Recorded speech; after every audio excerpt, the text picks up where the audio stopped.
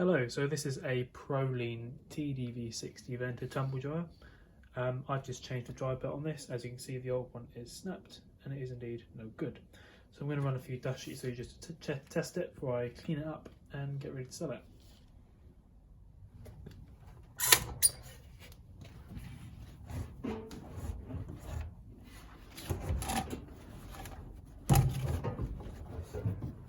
Fluff filter in the front, just down there.